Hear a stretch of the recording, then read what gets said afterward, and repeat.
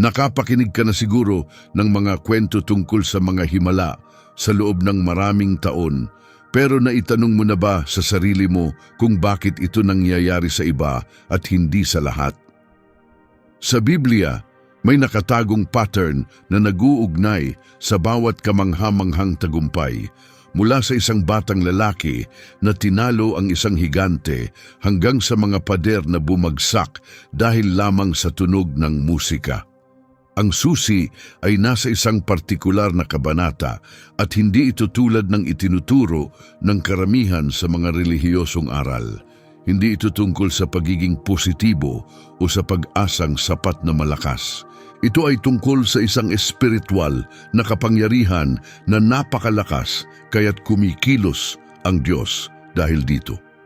Ngayon, susuriin natin ang isa sa mga pinakamadalas na maling pagkaunawaang kabanata sa kasulatan. Ang kabanatang nagpapakita kung paano nakakuha ng pambihirang lakas ang mga karaniwang tao. Dalawang magkapatid ang lumapit sa Diyos, dala ang kanilang mga handog, ngunit magkaiba ang kanilang motibo. Naghandog si Cain ng bahagi ng kanyang mga pananim, mga butil at prutas na itinanim at inani niya. Si Abel naman ay nagdala ng isang batang tupa, ang pinakamasigla at pinakamahusay na inalagaan niya mula nang ito ay ipinanganak. Pareho silang nagsikap sa ilalim ng araw, ngunit isa lamang ang tunay na nakaunawa sa kung ano ang ninanais ng Diyos sa kaibuturan. Nakita ni Abel na ang tupa na iyon, ang pinakamalakas at walang kapintasan, ay karapat-dapat na ihandog sa Diyos. Hindi siya pumili ng mahina o mamatay na hayop o yung hindi niya mararamdaman ang pagkawala. Pinili niya ang pinakamahusay sa kanyang kawan. Ang tupa na iyon ay sumasagisag sa pinakamahusay sa kung sino siya at sa lahat ng mayroon siya. Sa Hebreo 11:4, may makapangyarihang mensahe tungkol sa loob ni Abel. Dahil sa pananampalataya, naghandog si Abel ng mas mabuting alay kaysa kay Cain.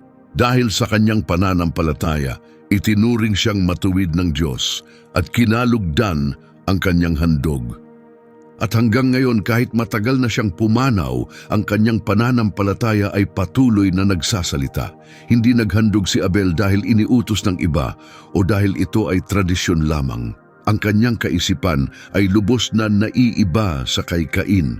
Para kay Abel, ang Diyos ay dalisay at karapat-dapat lamang sa pinakamabuti, hindi sa mga tira o sa mga bagay na ibinigay ng walang pag-iisip. Ang kanyang handog ay nagmula sa tapat na paniniwala at pagmamahal, hindi sa sapilitan o sa kaugalian. Hindi tinanggap ang handog ni Cain, hindi dahil sa mga pananim, kundi dahil hindi tapat ang kanyang puso. Tinanggap naman ang kay Abel dahil ito ay mula sa tunay na pananampalataya. Ipinakita ng sandaling iyon ang isang katotohanang mananatili sa lahat ng panahon. Mas mahalaga sa Diyos ang laman ng ating puso kaysa sa mga gawaing nakikita ng iba. Habang naging mas marahas at tiwali ang mundo, may isang lalaking piniling mamuhay ng kakaiba. Hindi lumalapit si Enoch sa Diyos lamang kapag may problema o tuwing pista. Mula sa paggising niya tuwing umaga, nakikipag-usap siya sa Diyos gaya ng isang taong nakikipag-usap sa matalik na kaibigan. Tuwing gabi bago matulog, naglalakad silang magkasama sa kalikasan, nagbabahaginan ng mga kaisipan, panaginip at mga pangyayari sa araw na iyon, pati na rin ang inaasahan kinabukasan. Hindi ito isang ritual o obligasyon. Ito ay isang buhay na pagkakaibigan sa may likha ng lahat.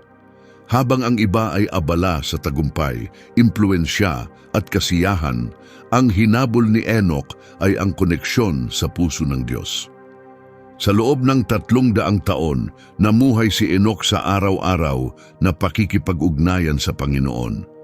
At isang araw, may nangyaring hindi pa kailanman nakita noon, isang bagay na hindi na muling mauulit hanggang sa panahon ni Elias. Inilarawan ito ng Hebreo 11:5.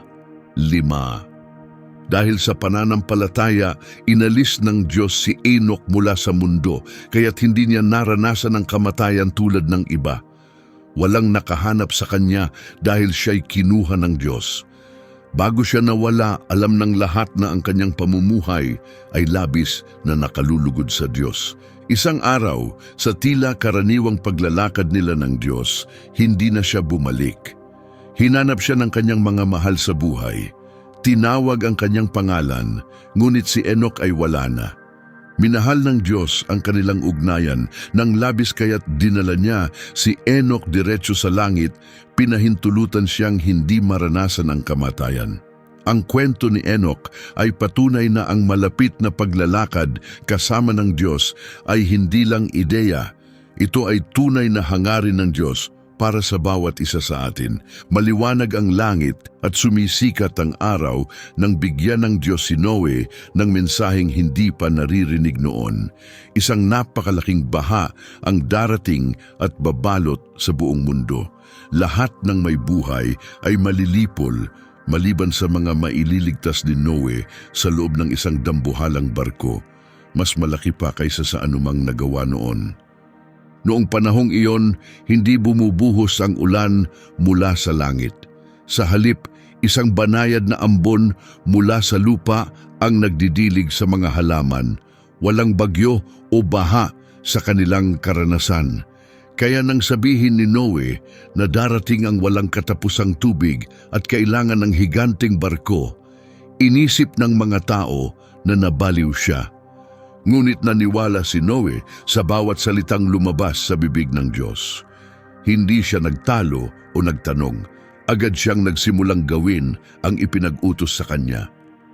Sa loob ng mahigit 100 taon, mas mahaba pa sa karaniwang buhay ng tao. Nagsasaw, nagpupukpok at nag-uukit siya ng kahoy habang tinatawanan at pinagtatawanan ng mga kapitbahay ang matandang gumagawa ng barko sa gitna ng tuyong lupa.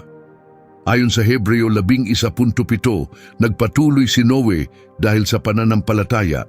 Dahil sa kanyang takot at paggalang sa Diyos, itinayo niya ang daong upang mailigtas ang kanyang pamilya. Sa pamamagitan ng kanyang pananampalataya, ipinakita niya sa mundo ang pagsuway nito at natanggap niya ang gantimpalang maging matuwid sa harap ng Diyos. Araw-araw, taon-taon, nagtrabaho si Noe sa malaking barko habang tinutukso at pinupuna ng mga tao. Marahil ay binabato siya ng mga bata at sinisigawan o pinagtatawanan ng matatanda. Ngunit nanatiling nakatuon si Noe dahil mas pinaniwalaan niya ang tinig ng Diyos kaysa sa pagdududa ng iba. Nang bumagsak ang unang patak ng ulan, baka nagbibiruan pa ang mga tao. Pero nang hindi tumigil ang ulan sa loob ng 40 araw at gabi, ang tawa nila ay napalitan ng takot. Tumaas ang tubig, nilamon ang lahat, pati ang pinakamataas na bundok. Lahat ay naglaho, maliban kay Noe, sa kanyang pamilya at sa mga hayop na dinala niya sa daong. Ang pananampalataya ni Noe ay hindi lang nagligtas ng kanyang buhay, kundi pati ng bagong simula ng mundo. Samantala, si Abraham naman ay may lahat ng bagay na maaring hangarin ng sinuman. Nakatira siya sa mayamang lungsod ng Ur, na papaligiran ng kayamanan. Mayroon siyang mga tauhang maaasahan at hindi kailanman nag-alala tungkol sa kinabukasan. Umuunlad ang kanyang negosyo, kilala ang kanyang pangalan at iginagalang ng lahat ang kanyang pamilya. Mayroon siyang kaginhawahan, tagumpay at katiyakan. Ngunit isang araw, biglang nagsalita ang Diyos ng mga salitang nagbago sa lahat. Iwanan mo ang iyong lupain, ang iyong pamilya at ang tahanan ng iyong ama at pumunta ka sa lugar na ituturo ko sa iyo. Walang mapa, walang direksyon, walang detalyeng ibinigay tungkol sa kung gaano katagal ang paglalakbay. Isang malinaw na utos lang, iwanan ang alam mo at magtiwala na gagabayan ka ng Diyos. Karamihan sa mga tao ay magtatanong muna, saan tayo pupunta? Paano natin malalaman kung narating na natin? Paano tayo kakain o makakainom sa daan? Ngunit hindi nagtanong si Abraham ng alinman sa mga ito. Ayon sa Hebreo 11, talata 8, dahil sa pananampalataya, Sumunod si Abraham nang tawagin siya ng Diyos upang pumunta sa lupaing ipagkakaloob sa kanya kahit hindi niya alam kung saan siya patungo. Walang pag-aalinlangan, dinala niya ang kanyang asawa, mga lingkod, mga hayop, mga tolda, lahat ng pag-aari niya at nagsimulang maglakbay patungo sa lugar na hindi pa niya nakikita. Ang kanyang pananampalataya ay hindi bulag o pabaya. Ito ay bunga ng malalim na pagtitiwala sa pagkatao ng Diyos na napatunayan niyang lubos na mapagkakatiwalaan. Nakita ni Abraham ang sapat na dahilan para maniwala na kapag nangako ang Diyos, hindi ito nababali kahit hindi ito maintindihan ng isip ng tao. Ang kanyang kahandaang iwan ang lahat ng kaginhawahan at katiyakan ay nagpakita ng isang makapangyarihang katotohanan. Ang tunay na pananampalataya ay ang pagsuko ng sarili nating mga plano upang tanggapin ang sa Diyos kahit hindi pa natin nakikita ang hinaharap. Si Sarah ay 70 taong gulang nang marinig niya ang pangako ng Diyos, isang bagay na tila ganap na imposible. Matagal na niyang nalampasan ang panahon ng pagkakaroon ng anak at halos 100 taon na ang kanyang asawang si Abraham. Ayon sa lahat ng batas ng kalikasan, ang ideya ng pagkakaroon ng anak sa ganoong edad ay katawa-tawa. Sa loob ng maraming taon, umasa at nanalangin si Sarah para sa sariling anak. Ngunit habang lumilipas ang panahon, unti-unti ring nawala ang pag-asang iyon.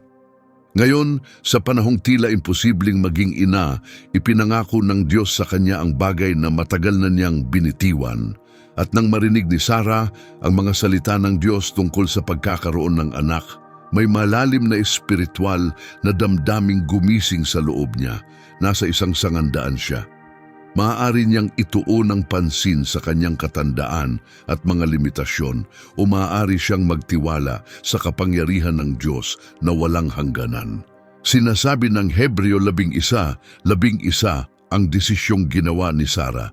Dahil sa pananampalataya, kahit matanda na siya, binigyan siya ng kakayahang maging ina dahil naniwala siya na ang nangako ay lubos na mapagkakatiwalaan.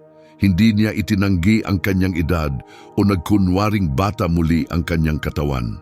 Pinili lamang niyang maniwala na ang salita ng Diyos ay mas makapangyarihan kaysa sa agham o katwiran ng tao.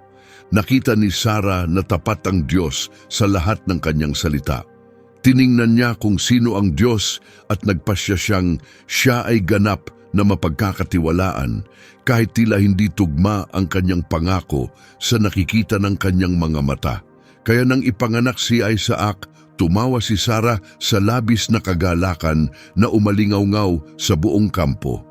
Ang kanyang tawa ay naging patunay sa lahat na walang bagay na mahirap para sa Diyos na laging tumutupad sa kanyang pangako. Hindi na bata si Isaac nang mangyari ang kilalang kwento sa bundok ng Moria. Isa na siyang malakas na binata, sapat na upang buhatin ang mabibigat na kahoy paakyat sa bundok at matalinong napansin na may kulang sa kanilang paghahanda. Habang umaakyat silang mag-ama, unti-unti niyang naunawaan ang lahat. May apoy sila para sa handog. May sapat na kahoy, may kutsilyo rin. Ngunit nang tumingin siya sa paligid, napansin niyang walang hayop, wala ang kordero. Nang tanungin niya ang kanyang ama, sagot ni Abraham, "Ang Diyos ang magbibigay ng kordero para sa handog, anak ko." Habang patuloy silang naglalakad, unti-unting lumilinaw kay Isaac ang katotohanan, siya mismo ang handog. Nang itali ni Abraham ang mga kamay ni Isaac at ilagay siya sa altar na magkasama nilang itinayo, nasa gitna siya ng pagsubok na mahirap maisip ng sinuman. May lakas siyang tumakas o lumaban, ngunit hindi niya ginawa. Pinili ni Isaac na magtiwala, hindi lang sa kanyang ama, kundi pati sa Diyos na pinaglilingkuran nito. Ang kanyang pananampalataya ay kasing lalim at kasing tibay ng sa kanyang ama. Kahit nakakatakot at tila mali ang lahat, pinili ni Isaac na maniwala na ang plano ng Diyos, gaano man ito kalabo, ay mabuti pa rin. Ang malalim na pagtitiwalang iyon ang nagligtas sa kanya nang magbigay ang Diyos ng isang lalaking tupa na naipit sa mga tinik malapit doon. Ngunit higit pa roon, ipinakita ng kanyang kahandaang magsuko ng lahat, pati ng sariling buhay, na ang tunay na pananampalataya ay ang pagtitiwala sa Diyos kahit tila humahantong sa pagkawala o kamatayan ng kanyang plano. Si Jacob, anak ni Isaac, ay tumahak sa ibang landas. Bilang adulto, nakilala siya bilang tuso at mapanlinlang. Palagi niyang nilalaro ang mga sitwasyon para makuha ang hindi sa kanya. Nilinlang niya ang kanyang kapatid na si Esau para makuha ang karapatang panganay at ginaya ang boses at anyo ng kanyang kapatid upang dayain ang halos bulag na ama. Paglaon, naglingkod siya ng maraming taon sa kanyang tiyuhing si Laban, palaging naghahanap ng paraan para malusutan ito. Ang pangalan ni Jacob ay nangangahulugang mandaraya o umaagaw sa lugar ng iba, at matagal niyang isinabuhay ang kahulugang iyon, laging nagbabalak, laging naghahangad ng higit pa.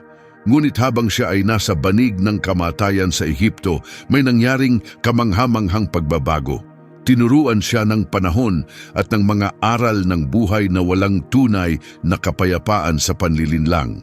Tanging ang kabutihan at biyaya ng Diyos ang nagbigay sa kanya ng kapanatagan.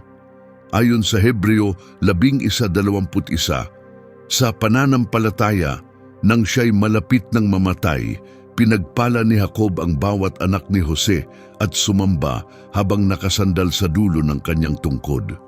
Sa natitirang lakas, ipinatong ni Jacob ang kanyang mga kamay sa ulo ni na Ephraim at Manases at binigyan sila ng pagpapala para sa kanilang hinaharap. Ang dating lalaking palaging umaagaw ng hindi kanya, ngayon ay malayang nagbibigay. Habang nakasandal sa kanyang tungkod, ang simpleng kahoy na iyon ay naging simbolo ng debosyon, parang altar ng pagpupuri. Sinamba niya ang Diyos na mapagpasensyang nagbago ng kanyang pusong makasarili tungo sa pusong mapagbigay. Ang huling tagpong ito ng kanyang buhay ay nagpapatunay na kayang baguhin ng awa ng Diyos ang kahit pinakamagulong kwento. Ang kasinungalingan ay nagiging katapatan at ang pagkamakasarili ay nagiging walang hanggang pagpapala. Si Jose, anak ni Jacob, ay namuhay sa Ehipto sa halos buong buhay niya. Ang kanyang paglalakbay ay puno ng matinding pagsubok at tagumpay. Dumating siya roon bilang isang alipin na nakatanikala, maling nasangkot sa kasalanan at ipinakulong. Ngunit laban sa lahat ng balakid, umangat siya hanggang sa maging pangalawang pinakamakapangyarihang tao sa imperyo ng Egypt. Maraming taon siyang naglingkod sa ilalim ni Paraon, na mahala sa mga yaman ng bansa at tumulong upang magtagumpay ang Ehipto. Sa panahon ng matinding taggutom, dinala niya ang kanyang pamilya sa Ehipto kung saan sila'y nakatagpo ng kapanatagan at kasaganaan. Para sa karamihan, iyon na ang perpektong buhay, kapayapaan, kapangyarihan at kasaganaan. Ngunit may hawak si Jose ng isang pangakong hindi kayang agawin ng tagumpay o ginhawa. Malalim sa kanyang puso, inalala niya ang pangako ng Diyos kay Abraham na may lupang inihanda ang Diyos para sa kanila. Hindi kailanman itinuring ni Jose ang Ehipto bilang kanilang tunay na tahanan. Alam niyang may ibang lupain na ipinangako ng Diyos at lubos siyang naniwala na tutuparin ito. Sa Hebreo 11:22, nakasulat na nang malapit ng mamatay si Jose, nagsalita siya tungkol sa paglisan ng mga Israelita mula sa Ehipto at iniutos kung ano ang gagawin sa kanyang mga buto. Ganap siyang naniwala na darating ang araw na ilalabas ng Diyos ang kanyang bayan mula sa Ehipto patungo sa lupang kanyang ipinangako. Kaya pinasumpa niya ang kanyang pamilya na kapag dumating ang panahong iyon, huwag nilang iwan ang kanyang mga labi. Kahit hindi niya alam kung kailan mangyayari iyon, tiyak siya na tutuparin ng Diyos ang kanyang pangako. Hindi mahalaga kung mangyari iyon sa susunod na taon o makalipas pa ng daan-daang taon. Hindi kailanman nagduda si Jose na matutupad ito dahil ang Diyos mismo ang nagsalita. At nang tuluyang inilabas ni Moises ang mga Israelita mula sa pagkaalipin, makalipas ang 400 taon, tiniyak nilang isama ang mga buto ni Jose gaya ng kanyang ipinag-utos. Ang tiwala ni Jose ay tumawid sa mga henerasyon at mga kaharian. Patunay na ang tunay na pananampalataya sa mga pangako ng Diyos ay kayang magtagal lampas sa panahon, sa mga imperyo at maging sa kamatayan. Namuhay sina Amram at Jochebed sa ilalim ng matinding takot dahil sa malupit na utos ni Paraon. Bawat batang lalaking ipinapanganak sa mga Hebreo ay kailangang patayin agad ayon sa walang awang batas ng hari. Ang mga kawal na Ehipsyo ay nag-iikot araw at gabi sa mga pamayan ng Hebreo, nakikinig sa iyak ng mga bagong silang na lalaki. Sa buong lupain ng Goshen, tahimik na nagdadalamhati ang mga ina. Alam nilang kapag anak nilang lalaki ang isinilang, kukunin ito at papatayin bago pa nila mayakap. Sinusubukan ng mga hilot na Hebreo na labanan ang utos. Sinasabi kay Paraon na masyadong mabilis manganak ang mga Hebreo kaya hindi nila naaabutan. Ngunit lalong naging marahas ang utos ng hari. Ngayon, bawat batang lalaki ay kailangang itapon sa ilog Nilo sa mismong sandaling ipanganak. Ngunit nang isilang ni Jochebed ang kanyang anak na si Moises, may nangyaring hindi inaasahan, isang bagay na magbabago sa takbo ng kasaysayan. Nang una niyang masilayan ang kanyang anak, ang takot niya ay napalitan ng matinding pag-asa. Hindi ito basta sanggol lang, may kakaiba sa batang ito.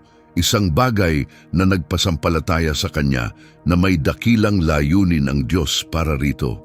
Sa loob ng 3 buwan, itinago ni na Jochebed at Amram si Moises, isinusugal ang lahat upang hindi siya matagpuan ng mga kawal na Ehipsyo na nag-iikot sa bawat bahay araw at gabi. Bawat munting iyak o impit ay maaaring magdala ng kamatayan. Maaring ipagkanulo sila ng kapitbahay kapalit ng gantimpala. Kapag nahuli, hindi lang si Moises ang papatayin, kundi pati ang buong pamilya ay parurusahan dahil sa pagsuway sa utos ng hari. Ayon sa Hebreo 11:23, sa pananampalataya, itinago ng mga magulang ni Moises ang sanggol sa loob ng 3 buwan matapos itong ipanganak. Dahil nakita nilang hindi siya pangkaraniwang bata at hindi sila natakot sa utos ng hari, pinili ni na Amram at Jochebed na magtiwala sa pangangalaga ng Diyos higit sa kapangyarihan ng isang tiwaling pinuno. Alam nila sa kanilang puso na mas mahalaga ang pagliligtas ng inosenteng buhay kaysa sa pagsunod sa batas na nagmula sa kasamaan kahit sino pa ang nag-utos. Ang matatag na pananampalatayang iyon ang nagbigay sa kanila ng tapang na isugal ang sariling kaligtasan at ang buhay ng kanilang mga anak upang protektahan si Moises. Nang hindi na nila kayang itago ang bata, nang siya'y lumaki at lumakas ang kanyang iyak, maingat nila siyang inilagay sa isang basket na selyadong mabuti at inilutang sa mga tambo sa ilog Nilo. Lubos na nagtitiwala na babantayan siya ng Diyos. Ang desperado ngunit puno ng pananampalatayang pasyang iyon ay hindi lamang nagligtas ng isang sanggol. Iningatan nito ang buhay ng magiging pinuno ng sambayanang Hebreo. Si Moises ang ginamit ng Diyos upang dalhin ang kalayaan sa buong bansa. Lumaki si Moises na napapaligiran ng lahat ng kaginhawahan ng sinaunang mundo. Bilang ampon na apo ni Paraon, nanirahan siya sa palasyo at tinamasa ang marangyang buhay. Suot niya ang pinakagarbong kasuotan, kumakain ng masasarap na pagkain at tinuruan ng pinakamatalinong tao sa kaharian. Iginagalang siya saan man siya magpunta. Nasa kamay niya ang lahat ng yaman at kapangyarihan ng Ehipto. Ang palasyo ay tahanan niya, pinalamutian ng matatayog na haligi, magagandang hardin at mga tagapaglingkod na handang sumunod sa bawat utos. Tinuring siya ng mga pinuno ng Ehipto na isa sa kanila. May akses siya sa malawak na aklatan, sa pinakamahusay na pagsasanay militar at sa impluensyang pampulitika na kayang mag-angat sa kanya sa tuktok ng lipunan. Ngunit sa kaibuturan ng kanyang puso, may bigat siyang dala na hindi kayang burahin ng kayamanan. Alam niyang hindi siya tunay na Ehipsyo. Isa siyang Hebreo, isa sa mga inalipin ng sariling amain na si Paraon. Araw-araw nakikita niyang sinasaktan at pinagtatrabaho hanggang sa mapagod ang kanyang bayan, habang siya naman ay nabubuhay sa karangyaan. Habang lumilipas ang mga taon, lalo siyang nababagabag sa malaking agwat sa pagitan ng kanyang marangyang buhay at ng pagdurusa ng kanyang mga kababayan. Nang siya ay maging ganap na lalaki, dumating siya sa isang mahalagang desisyon. Maaari siyang manatiling prinsipe ng Ehipto, nagkukunwaring kabilang sa kanila at tinatamasa ang pansamantalang kasiyahan habang binabaliwala ang sakit ng kanyang sariling bayan. O maaari niyang yakapin ang kanyang tunay na pagkakakilanlan kahit mga hulugan ito ng pagkawala ng lahat. Ayon sa Hebreo 11:24 hanggang 26 sa pananampalataya, tumanggi si Moises na tawaging anak ng anak na babae ni Paraon. Pinili niyang makiisa sa pagdurusa ng bayan ng Diyos kaysa sa pansamantalang kalayawan ng kasalanan. Itinuring niyang mas mahalaga ang pagtitiis alang-alang sa darating na Kristo kaysa sa lahat ng kayamanan ng Ehipto. Bakit? Dahil nakatuon ang kanyang mga mata sa gantimpalang tanging Diyos lamang ang makapagbibigay. Sa buong pananalig, iniwan ni Moises ang marangyang buhay sa palasyo. Pinili niya ang kahirapan kasama ng mga alipin kaysa sa kasaganaan ng kanilang mga maniniil. Nauunawaan niyang ang kayamanan ng Ehipto, gaano man ito kaganda, ay panandalian lamang. Ngunit ang gantimpalang nagmumula sa Diyos ay walang hanggan at mas dakila kaysa sa anumang maibibigay ng mundo.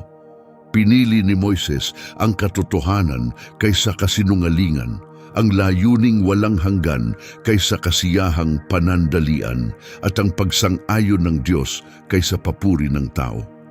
Pagkatapos dumating ang isa sa pinakamahihirap na sandali sa buong kwento. Sa harap nila ay ang dagat na pula, malawak, malalim at tila imposibleng tawirin. Sa likod nila, dumarating ang hukbo ni Paraon, 600 karwaheng pandigma na pinamumunuan ng pinakamagigiting at pinakanakakatakot na sundalo ng Ehipto. Humigit kumulang 600,000 lalaki kasama ang kanilang mga asawa, anak at matatanda. Halos 2,000,000 tao ang naroon. Wala silang daan ng pagtakas. Sa harap ay dagat, sa likod ay kamatayan. Walang tulay, walang bangka at wala ring oras. Habang papalapit ang hukbo, nagsimulang magpanik ang mga tao. Sumigaw sila kay Moises sa takot at galit. Iniisip na dinala niya sila roon upang mamatay. Nagreklamo silang mas mabuti pa raw sana kung nanatili silang mga alipin kaysa mamatay sa ilang. Ngunit sa gitna ng kaguluhan, malinaw na narinig ni Moises ang tinig ng Diyos. Sinunod niya ang utos at itinataas ang kanyang tungkod sa ibabaw ng dagat.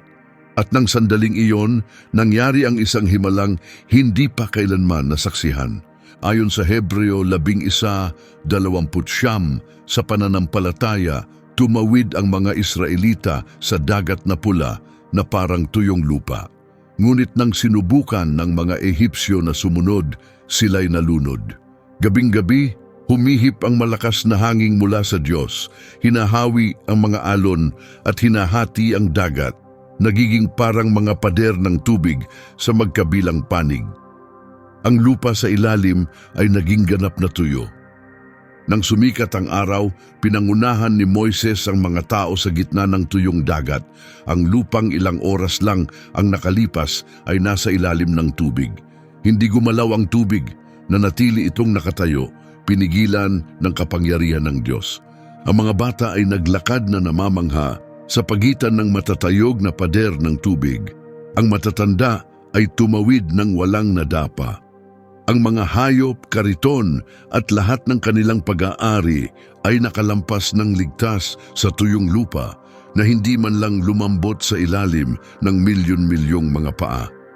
Ngunit nang subukang tahakin ng hukbo ni Paraon ang parehong daan, dumating ang kapahamakan.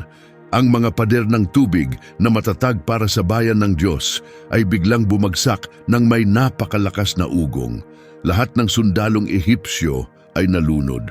Wala ni isa mang nakabalik upang magsalaysay.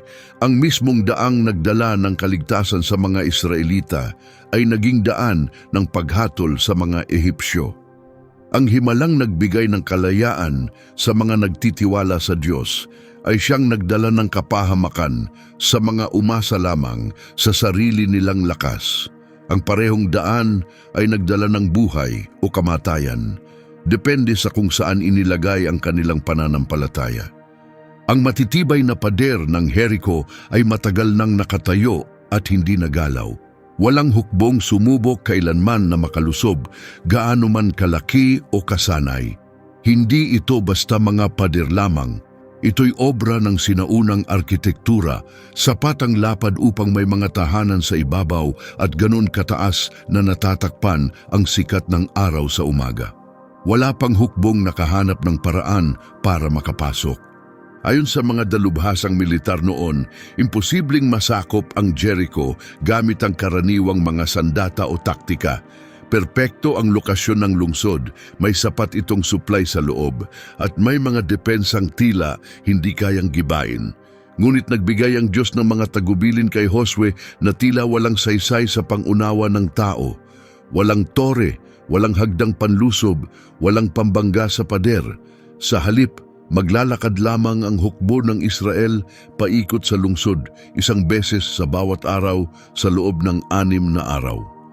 Pagdating ng ika-7 araw, iikot sila ng 7 ulit, hihipan ang mga trumpeta at sisigaw ng sabay-sabay. Sa loob ng 6 na araw, pinagmamasdan ng mga taga-Jericho ang kakaibang pangkat na ito na tahimik lang na umiikot sa kanilang lungsod. Walang sigawan, walang espada, walang pana, tanging ang paglalakad lamang habang bitbit ang gintong kaban. Marahil ay nagtatawanan ng mga taga-Jericho, iniisip na ito na ang pinakakakaibang taktika sa digmaan sa kasaysayan. Mukhang katawa-tawa. Ngunit sinunod ni Josue at ng mga Israelita ang bawat utos ng Diyos nang walang binago, kahit pinagtatawanan sila ng mga nakatingin mula sa itaas ng pader. Natutuhan na nila sa ilang na ang mga paraan ng Diyos ay hindi laging maintindihan ng tao, ngunit palaging nagdudulot ng tamang resulta. Ayon sa Hebreo 11:30, sa pananampalataya, bumagsak ang mga pader ng Jericho matapos paikutan ng mga tao sa loob ng 7 araw. Sa tunog ng mga trumpeta at sa sabayang sigaw ng bayan, gumuho ang matitibay at matataas na pader na hindi kailanman nabutas ng alinmang hukbo. Ang lindol na sumunod ay napakatumpak, winawasak ang lahat maliban sa isang bahagi ng pader, ang lugar kung saan nakabitin ang isang pulang tali sa bintana. Sa loob ng bahay na iyon nakatira ang isang babaeng pumili ng panig sa labang espiritual na iyon. Siya ay si Rahab, isang babaeng masama ang reputasyon, isang banyaga at ayon sa mga batas ng relihiyon, hindi karapat-dapat sa tulong ng Diyos. Sa paningin ng tao, wala siyang halaga. Ngunit nang lihim na pumasok sa Jericho ang 2 espiya ng Israel, gumawa si Rahab ng desisyong magpapatunay kung nasaan talaga ang kanyang puso. Itinago niya ang mga espiya mula sa mga tauhan ng hari, tinulungan silang makatakas at hayagang ipinahayag ang kanyang pagtitiwala sa Diyos ng Israel. Ayon sa Hebreo 11:31, sa pananampalataya, hindi namatay si Rahab kasama ng mga suwail sapagkat tinanggap niya ang mga espiya ng may kabaitan. Nang bumagsak ang mga pader at lamunin ng apoy ang lungsod, si Rahab at ang kanyang pamilya ay nanatiling ligtas. Ang pulang tali sa kanyang bintana ay naging tanda ng kaligtasan at ang kanyang pananampalataya sa Diyos ang nagligtas sa kanila. Ipinakita ng kanyang kwento na ang tunay na pananampalataya ay kayang gibain ang mga pader ng kahihiyan, wasakin ang mga hangganan ng kultura at lampasan ang paghatol ng tao. Ang awa ng Diyos ay lumampas sa nakikita sa panlabas at tumingin sa katapatan ng kanyang puso. Paglaon nang tawagin ng Diyos si Gideon upang iligtas ang Israel mula sa malupit na mga Midianita, 32,000 sundalo ang dumating upang lumaban kasama niya. Sa loob ng 7 taon, sinisira ng mga Midianita ang bawat ani ng Israel, ninanakaw ang mga hayop at itinatago ng mga tao ang kanilang sarili sa mga kuweba at bundok. Ngunit nakakagulat, sinabi ng Diyos kay Gideon na masyadong marami ang 32,000 sundalo para sa kanyang plano. Kung mananalo sila sa ganoong bilang, iisipin nilang dahil iyon sa sarili nilang lakas at katalinuhan. Kaya binigyan ng Diyos si Gideon ng malinaw na mga tagubilin. Una, sabihin niya sa lahat ng takot o nag-aalangan na umuwi na walang hiya. Agad na umalis ang 22,000 at natira na lamang ang 10,000. Ngunit ayon sa Diyos, masyado pa rin iyon. Dinala ni Gideon ang mga natira sa ilog gaya ng sinabi ng Diyos upang obserbahan kung paano sila iinom. Ang mga lumuhod at inilubog ang mukha sa tubig ay aalisin. Ang mga kumutsarang kamay at uminom habang alerto ay pipiliin. Sa kakaibang pagsubok na iyon, 300 lalaki lamang ang natira. Sila ang haharap sa hukbo ng mga kaaway na sinasabing kasindami ng mga balang at ang kanilang mga kamelyo ay parang buhangin sa dagat, hindi mabilang. Sa mata ng tao, ito ay imposible, ngunit hindi na umaasa si Gideon sa luhika o diskarte ng tao. Natutuhan niyang magtiwala sa plano ng Diyos kahit hindi ito makatuwiran. Tinanggap niya ang utos ng Diyos nang walang pagtutol kahit labag ito sa karaniwang taktika ng digmaan. At ano ang ibinigay na sandata ng Diyos sa 300 lalaking iyon? Hindi espada, hindi kalasag, hindi baluti, kundi trumpeta, tapayang luwad at sulo sa loob ng tapayan. Walang patalim, walang pana, tanging tunog, liwanag at pagsunod. Sa kalagitnaan ng gabi, habang mahimbing na natutulog ang dambuhalang hukbo ng Midianita, tahimik na pinalibutan ni Gideon at ng kanyang mga tao ang kampo. Pagkatapos, sa kanyang senyas, sabay-sabay nilang hinipan ang mga trumpeta, binasag ang mga tapayan, tinaas ang mga sulo at sumigaw ng buong lakas para sa Panginoon at para kay Gideon. Nagulat ang mga Midianita at sa sobrang takot at kaguluhan, inakala nilang napalibutan sila ng napakalaking hukbo. Sa dilim, nagpatayan sila sa isa't isa, hindi malaman kung sino ang kaaway. Isinama sa Hebreo 11:32 si Gideon bilang isa sa mga sa pamamagitan ng pananampalataya ay nagtagumpay sa mga kaharian, nagpatupad ng katarungan at tumanggap ng mga pangako ng Diyos. Sa 300 lalaki lamang at walang karaniwang sandata, nagwagi si Gideon sa imposibleng laban, hindi dahil sa lakas ng bilang, kundi dahil sa tiwala sa karunungan ng Diyos na higit sa tao. Pagkatapos, tinawag ng Diyos si Barak upang pamunuan ang hukbo ng Israel laban sa nakakatakot na General Sisera at sa kanyang hukbo na may 900 karwaheng bakal. Ramdam ni Barak ang bigat ng tungkuling iyon. Ang mga karwaheng bakal na iyon ay parang mga tangke noong sinaunang panahon, walang makapipigil. Si Sisera ay kinatatakutan sa buong rehiyon, kilala sa kanyang walang talong mga labanan at sa loob ng 20 taon inapi niya ang Israel sa pamamagitan ng lakas ng kanyang hukbo at matalinong estratehiya. Wala pang nakatalo kailanman sa hukbo ni Sisera. Para sa sino mang nakamasid mula sa labas, ang lumaban sa kanya ay tila kabaliwan, isang walang pag-asang hakbang. Ngunit may bagay si Barak na nagbigay sa kanya ng tapang upang humakbang sa kabila ng takot, ang patnubay at suporta ni Deborah, ang propetang nagsilbing hukom at pinunong espiritual ng Israel. Si Deborah ay nakatanggap ng mga salita ng Diyos nang may ganap na linaw. Hindi siya nagkakamali sa pakikinig at lahat ng ipinakita sa kanya ng Diyos ay natutupad ng eksakto sa sinabi niya. Kilala at iginagalang sa buong Israel ang kanyang kakayahan bilang propeta. Kapag nagsalita siya, nakikinig ang mga tao dahil alam nilang totoo ang kanyang sinasabi. Kaya nang sabihin ni Deborah kay Barak na pinili siya ng Diyos upang mamuno sa 10,000 mandirigma mula sa mga lipi ng Neftali at Zabulon laban sa hukbo ni Sisera, alam ni Barak na ito ay galing talaga sa Diyos. Ngunit alam din niya ang sarili niyang mga takot, mga limitasyon at ang bigat ng pananagutang iyon. Tapat siyang sumagot, "Sasama ako kung sasama ka. Pero kung hindi ka pupunta, hindi rin ako pupunta." Maaring isipin ng iba na kulang siya sa pananampalataya. Ngunit sa totoo lang, ipinakita ni Barak kung paano gumagana ang pananampalataya sa totoong buhay. Hindi laging nangangahulugang harapin ang lahat mag-isa.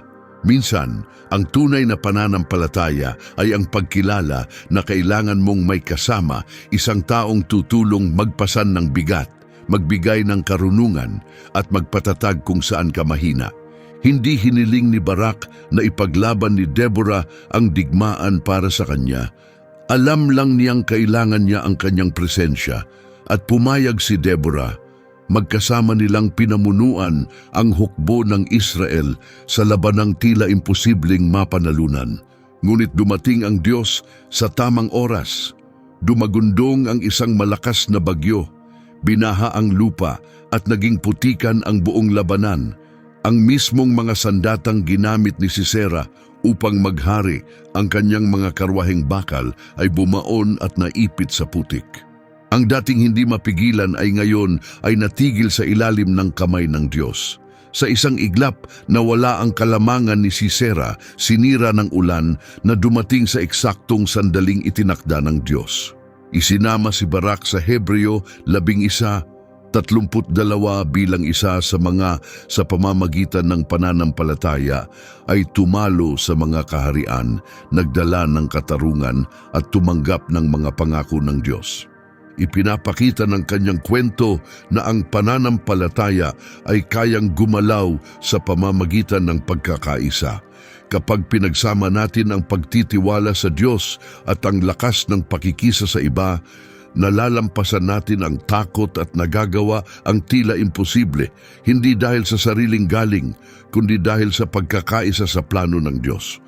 Pagkatapos ay si Samson, isang lalaking pinagpala ng Diyos ng pambihirang lakas mula pa sa kanyang kapanganakan.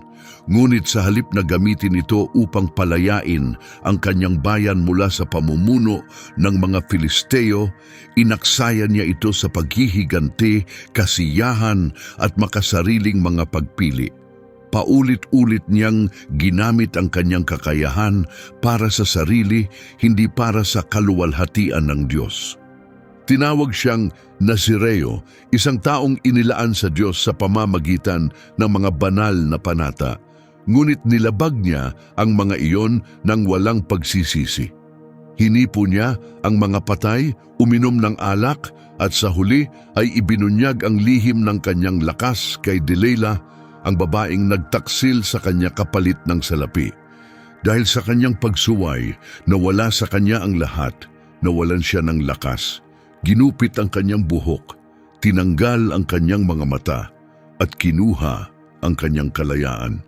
Pagkatapos mahuli, pinilit si Samson na magtrabaho bilang alipin, itinutulak ang mabibigat na gilingan na parang hayop.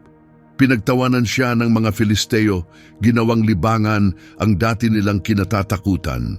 Tuwing pista, inilalabas siya upang pagtawanan ng mga tao.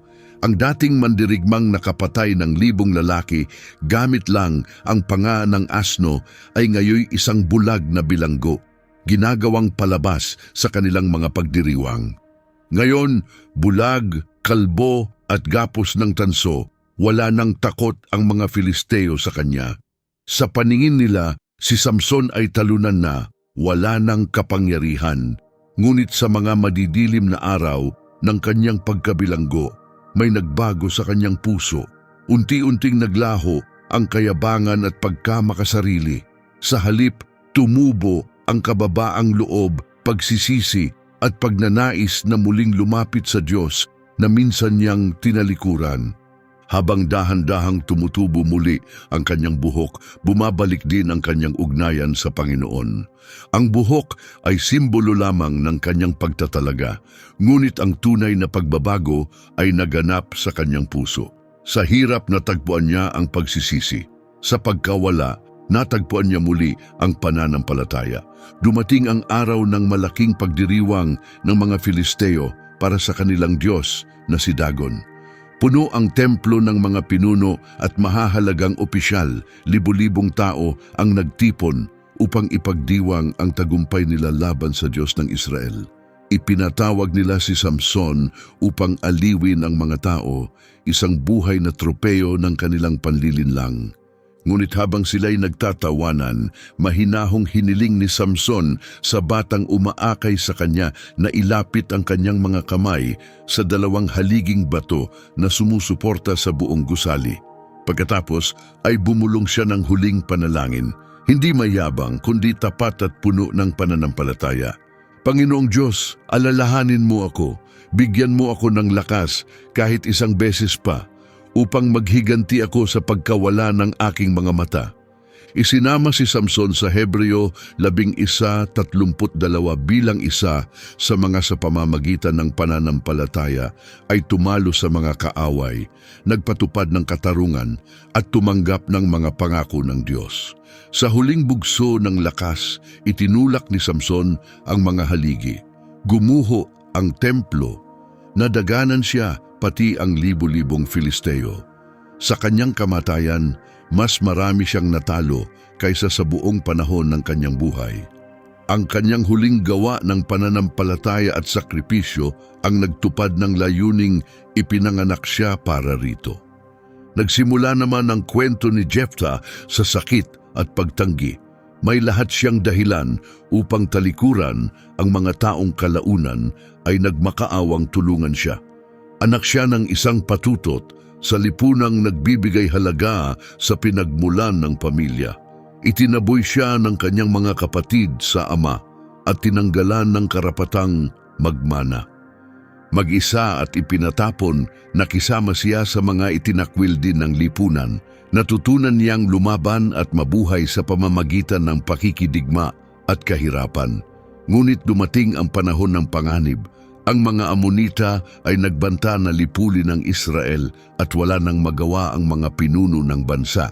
Sa kawalan ng pag-asa, pumunta sila kay Jephthah, ang lalaking dati nilang itinakwil at nakiusap na tulungan sila. Maari sana siyang tumanggi. May karapatan siyang iparana sa kanila ang bunga ng kanilang ginawang pang-aapi, ngunit sa halip na maghiganti, pinili ni Jephthah ang mas mataas na daan.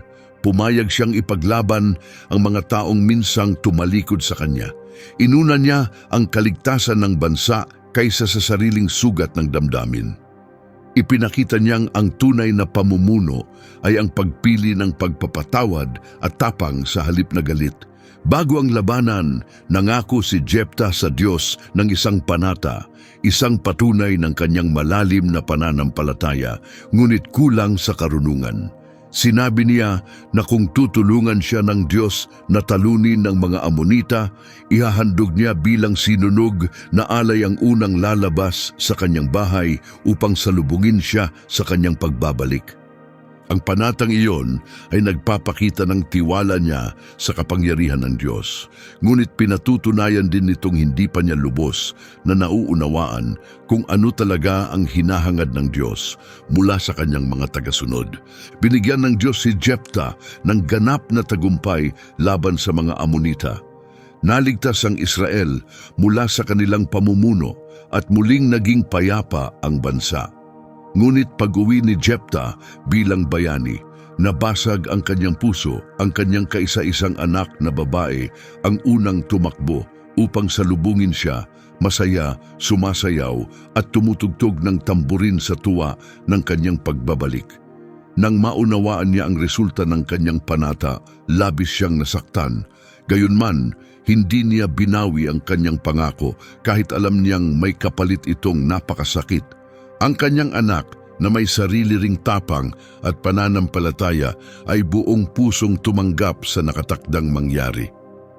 Humiling lamang siya ng 2 buwang panahon upang makapagnilay at makapaghabilin kasama ng kanyang mga kaibigan bago tuparin ng kanyang ama ang kanyang sinumpaang pangako.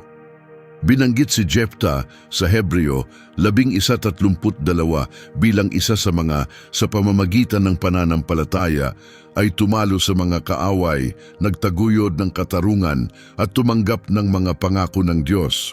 Ang malungkot niyang kwento ay nagpapaalala na bagaman makapangyarihan ang pananampalataya, hindi ito palaging nangangahulugang walang pagkakamali o perpektong desisyon. Gayunman, kayang tuparin ng Diyos ang kanyang mga plano sa pamamagitan ng mga taong hindi perpekto at hindi pa lubos na nakakaunawa ng kanyang kalooban. Si David ay nagsimula bilang batang pastol na nag-aalaga ng mga tupa ng kanyang ama sa mga burol malapit sa Bethlehem nang dumating si Propeta Samuel upang hirangin siyang magiging hari ng Israel. Ngunit ang paglalakbay mula sa kabundukan patungong palasyo ay puno ng tagumpay at kabiguan na sumubok sa kanyang pananampalataya sa Diyos. Makalipas ang mga taon bilang hari, gumawa si David ng mabibigat na kasalanang nagdala sa kanya ng kahihiyan at matinding pagdurusa sa kanyang pamilya. Isang araw, nakita ni David si Bathsheba na naliligo at inibig siya. Kahit alam niyang asawa ito ni Uriah, isa sa kanyang tapat na sundalo.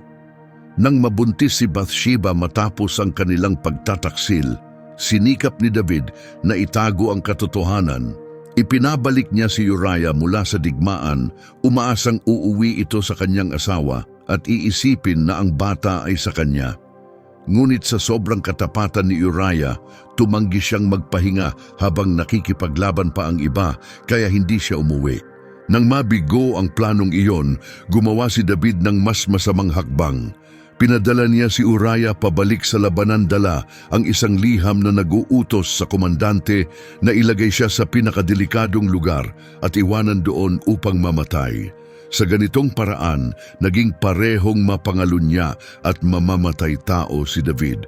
Nakapanlulumong mga resulta ang sumunod. Si Amnon, anak ni David, ay ginahasa ang kanyang kalahating kapatid na si Tamar. Sa paghihiganti, pinatay siya ng isa pang anak ni David, si Absalom. Nakalaunan ay nag-alsa laban sa sariling ama, dahilan upang tumakas si David mula sa Jerusalem na puno ng kalungkutan.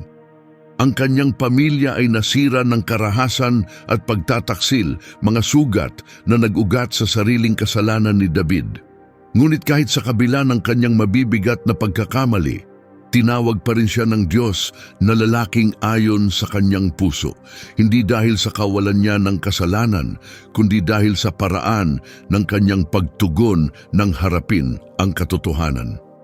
Nang magsalaysay si Propeta Nathan ng kwento tungkol sa mayamang lalaking nagnakaw ng tanging tupa ng mahirap, nagalit si David sa kawalang katarungan. Ngunit nang sabihin ni Nathan na siya mismo ang lalaking iyon, hindi siya nagtanggol, hindi nagpalusot. Sa halip, agad siyang nagpakumbaba sa harap ng Diyos, puno ng pagsisisi at kalungkutan. Ibinuhos niya ang kanyang puso sa mga salitang tulad ng nasa awit 51, 10, "Lumikha ka ng dalisay na puso sa akin, O Diyos." Sa kanyang mga awit, ipinakita ni David na madalas siyang nakikipagbuno sa takot, lungkot at pagkalito, ngunit hindi kailanman bumitaw sa pag-asa sa kabutihan ng Diyos. Samantala, si Samuel ay isang batang natutulog malapit sa kaba ng tipan sa templo sa Shiloh nang unang tawagin ng Diyos ang kanyang pangalan sa gitna ng gabi. Nagniningas pa ang banal na lampara at naroon siya sa presensya ng Panginoon nang marinig niya ang malinaw na tinig na tumatawag. Akala niya si Eli, ang matandang pari, kaya agad siyang tumakbo at sinabing, "Narito ako, tinawag mo ako." Ngunit sinabi ni Eli na hindi siya ang tumawag at pinabalik siyang matulog. 3 ulit itong nangyari bago napagtanto ni Eli na ang Diyos mismo ang tumatawag kay Samuel. Kaya't sinabi niya sa bata, "Kung marinig mong muli ang tinig, sabihin mong, 'Magsalita ka, Panginoon, nakikinig ako.'" Nang muli siyang tawagin, sumagot si Samuel gaya ng itinuro at ibinigay ng Diyos sa kanya ang isang mabigat na mensahe na parurusahan niya ang buong sambahayan ni Eli dahil sa kasamaan ng kanyang mga anak na sina Hofni at Phinehas. Ginagamit nila ang kanilang tungkulin bilang mga pari sa masamang paraan, nilalapastangan ang mga handog at ginagawang tiwali ang templo. Alam ito ni Eli, ngunit hindi niya pinigil ang kanyang mga anak. Mabigat ito kay Samuel na inaruga ni Eli na parang sariling anak. Ngunit kinaumagahan nang tanungin siya ni Eli kung ano ang sinabi ng Diyos. Matapang niyang ibinahagi ang lahat kahit alam niyang masakit iyon. Ayon sa Isaias 3:11, patuloy na kasama si Samuel ng Diyos habang siya'y lumalaki at lahat ng kanyang sinabi ay napatunayang totoo.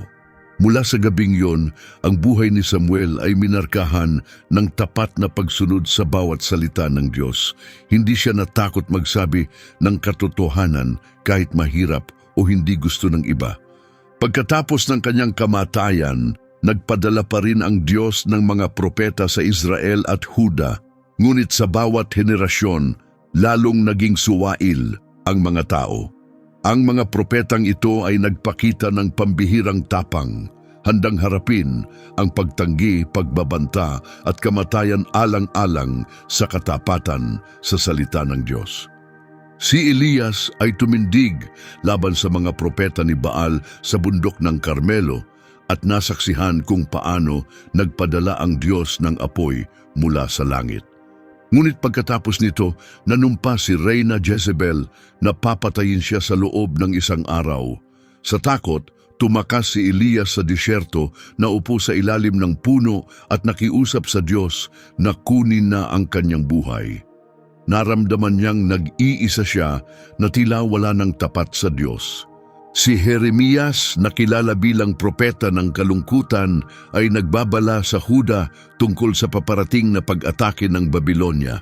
Dahil sa kanyang katapatan sa mensahe ng Diyos, pinahirapan siya ng mga pinuno, ipinakulong at tinihulog sa malalim na hukay ng putik kung saan halos siya malunod. Tinawag siyang taksil ng kanyang sariling bayan dahil akala nila pabor siya sa mga kaaway. Si Isaias naman ay naglingkod sa ilalim ng iba't ibang hari. Nakakita siya ng mga dakilang pangitain ng kabanalan ng Diyos, kaya't nakita rin niya ang sarili niyang kakulangan. Ayon sa mga lumang salaysay, pinatay siya sa pamamagitan ng pagkahati gamit ang lagaring kahoy sa ilalim ng malupit na Haring Manases, isang mabigat at masakit na kamatayan. Marami pang ibang propeta ang ipinakulong, binugbog, ipinatapon o pinatay dahil tumangging baguhin ang mga salita ng Diyos. Maari sana silang manahimik at mamuhay ng payapa, ngunit pinili nilang tuparin ang kanilang tawag. Para sa kanila, ang manatiling tapat sa Diyos ay mas mahalaga kaysa manatiling ligtas. Sa Hebreo Kabanata 11, talata 32 hanggang 34, binanggit ang mga taong nagpakita ng hindi matatawarang tapang at pananampalataya. Ano pa ang masasabi ko? Wala nang oras upang isalaysay pa ang tungkol kina Gideon, Barak, Samson, Jephthah, David, Samuel at ang mga propeta. Sa pamamagitan ng pananampalataya, tinalo nila ang mga kaharian, nagpatupad ng katarungan at tinanggap ang mga pangako ng Diyos. Pinatigil nila ang mga leon, pinatay ang apoy at nakaligtas sa talim ng espada. Sa buong kasaysayan, maraming mananampalataya ang dumanas ng matinding paghihirap na mahirap isipin. Ang kanilang sakit ay labis at tumagal ng matagal hanggang sa ang kamatayan ay tila naging ginhawa. Madalas, inalok sila ng madadaling paraan upang makatakas sa paghihirap. Isang salita lamang ng pagtanggi sa Diyos, isang pagyuko sa idolo, o simpleng ritual upang mapasaya ang mga nang-aapi. Ngunit pinili ng mga kahanga-hangang taong ito ang isang bagay na hindi kailanman maiintindihan ng mga nagpapahirap sa kanila, ang manatiling tapat sa pananampalataya kahit ang kapalit ay buhay mismo. Tinanggihan nila ang bawat pagkakataong makalaya, bawat alok upang matapos ang kanilang sakit at bawat paraan upang tumakas.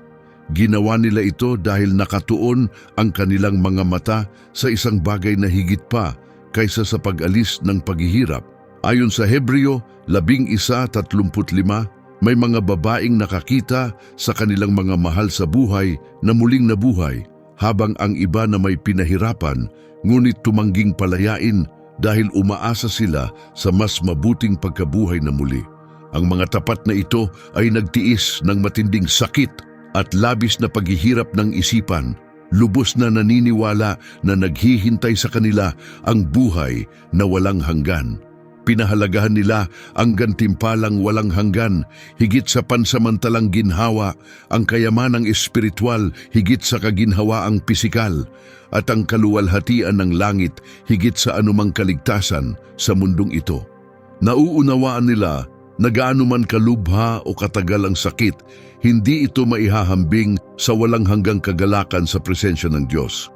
Sa paglipas ng mga siglo, marami pa ang humarap sa mas marahas at masakit na kamatayan dahil tumanggi silang talikuran ang kanilang pananampalataya. Ang ilan ay binato hanggang sa mamatay, tulad ni Esteban, na nanalangin pa para sa kapatawaran ng kanyang mga umaatake habang siya ay namamatay.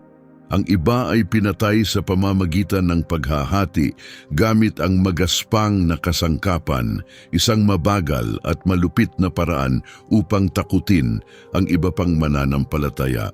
Marami rin ang pinugutan ng ulo sa harap ng madla upang takutin ang sinumang magtatapat pa rin sa Diyos.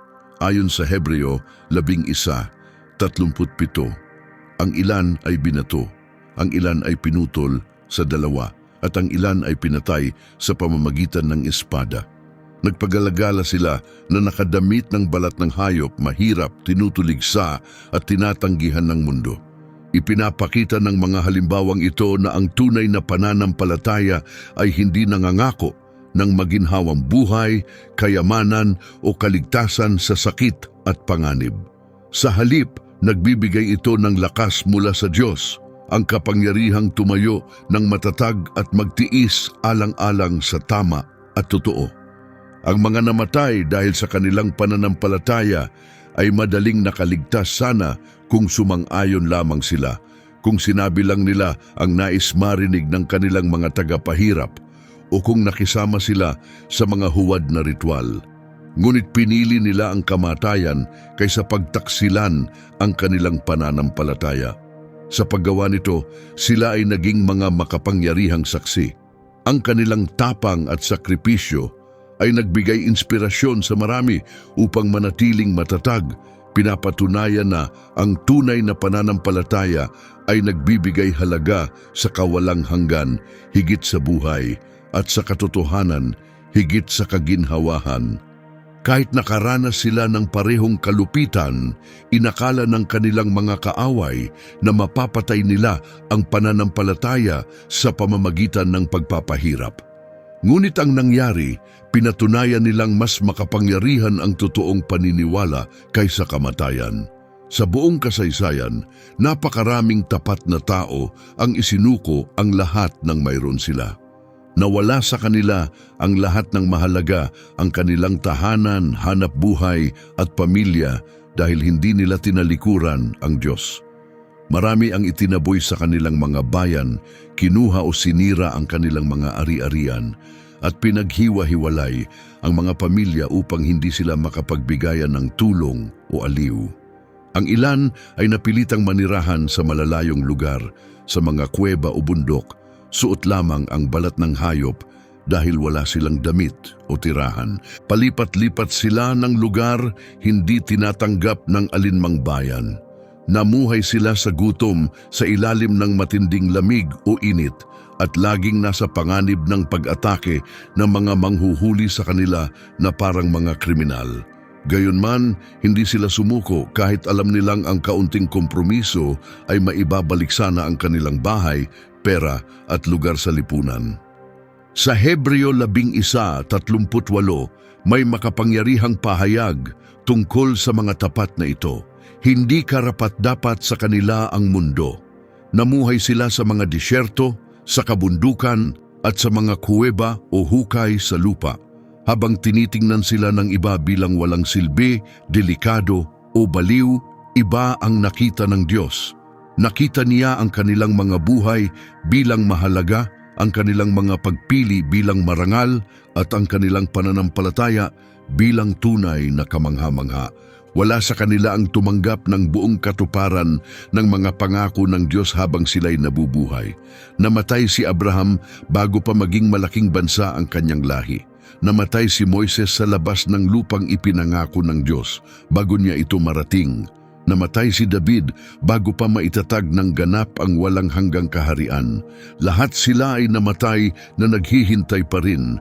Buo ang tiwala na tutuparin ng Diyos ang kanyang mga pangako sa tamang panahon. Hindi nasayang ang kanilang paghihintay at hindi kailanman nasayang ang kanilang pananampalataya. Ayon sa Hebreo 11:39 hanggang 40, may dakilang plano ang Diyos.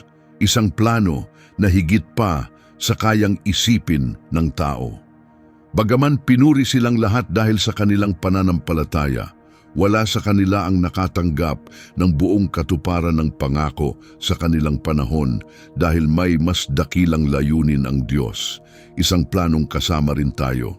Tanging kapag pinagsama ang lahat ng tapat na mananampalataya sa lahat ng panahon, ay ganap na maisa sa katuparan ang kanyang layunin. Ang plano ng Diyos ay mas kamangha-mangha kaysa sa anumang naisip nila. Ang kanilang mga kwento at sakripisyo ay bahagi ng mas malaking larawan, isang plano na magbubuklod sa mga tao mula sa bawat lahi, wika at bansa sa buong mundo. Ang mga tapat na kalalakihan at kababaihan noon ay tinatawag ngayon ng Biblia na dakilang ulap ng mga saksi.